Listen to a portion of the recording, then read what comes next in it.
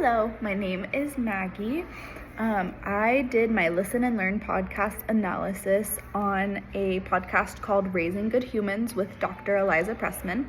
The episode I decided to choose is called Powerful Ways Siblings Influence Success with Susan Dominus. Some of the key concepts I took from this podcast episode was that individual differences in temperament are present in siblings. You're not gonna have the same exact kid just because they're related. Another concept I got was that siblings are truly your first peers. They help form those early emotional experiences and better prepare you for the future. Another key concept I got was that competition between siblings can lead to being more resilient in the future. You might hear sometimes people say a little healthy competition. This is what they're talking about. This is some healthy competition. And the last key concept that I got was it's important to create opportunities for cooperation. So making opportunities for siblings to work together is really important to build that foundation of teamwork.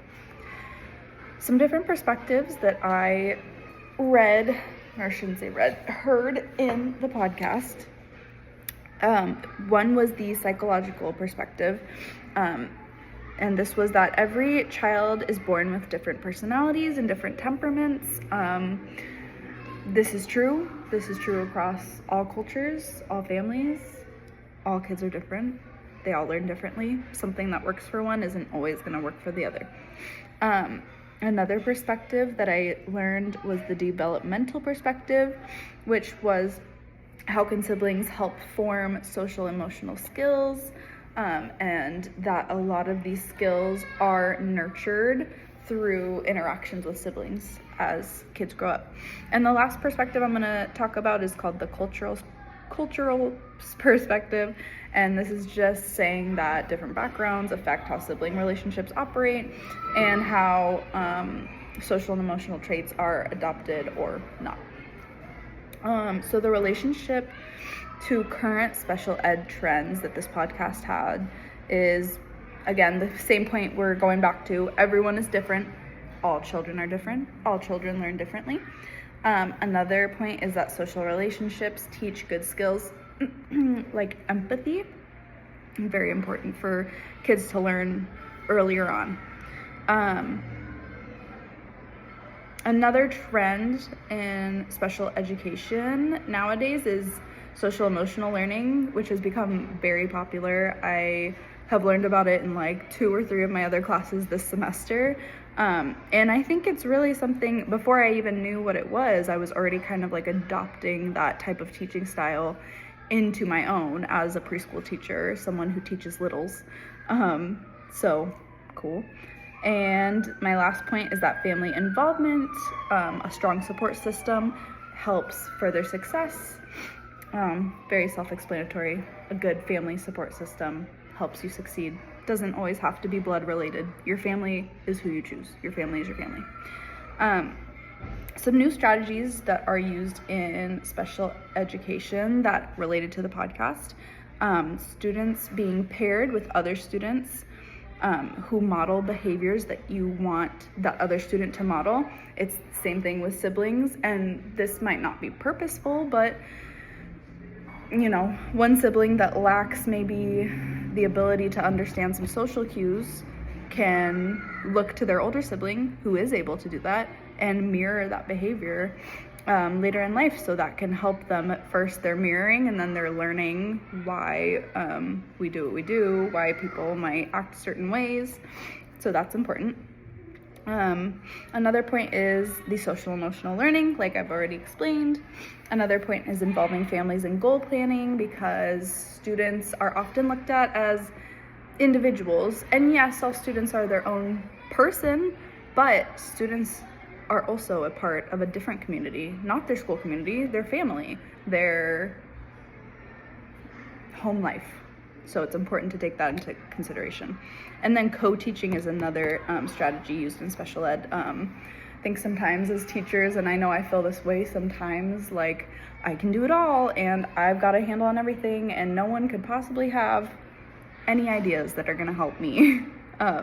Sometimes I'm like that, but it really helps to sometimes talk to another teacher, use other strategies that you maybe admire in other teachers that you work with. This podcast expands by thinking of special education in two ways. The first way being to look at students as a part of the family unit, like I've talked about before.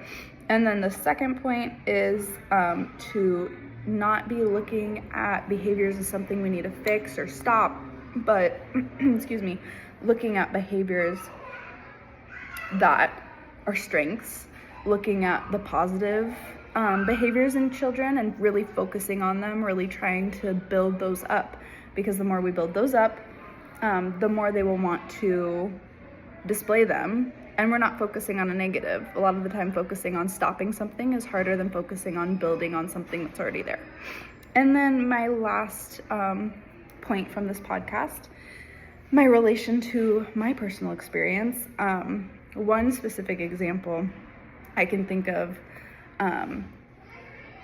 that I have used in my own teaching with kids in special ed, because I take kids that are neurotypical and I take kids that are not neurotypical. Some have social delays, some have autism spectrum disorder. There's a lot of different things, but not everything is going to work for the same kid. And just because you have a kid that is on the autism spectrum doesn't mean another kid you have maybe in the same spot on the autism spectrum is going to respond the same way to a teaching style or to a strategy that you might be using to calm down. A lot of what I use for my teaching is calm down strategies because I am in preschool. Emotions run very high when we're in preschool.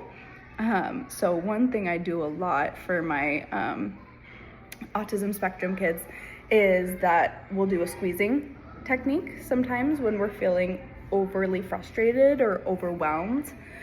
It works for some. If you try it on others, it may not work the same. All kids are different. They're all going to respond differently. It does not matter if they have the same label put on them. That's why it's so important to look at our students as individuals, because we cannot keep using the same strategies expecting different results on the same on different kids. Kind of makes sense. But yeah, that is what I learned from this podcast. I think it was really useful information and very relative to special education. Thank you for listening. Sorry if this was a little long.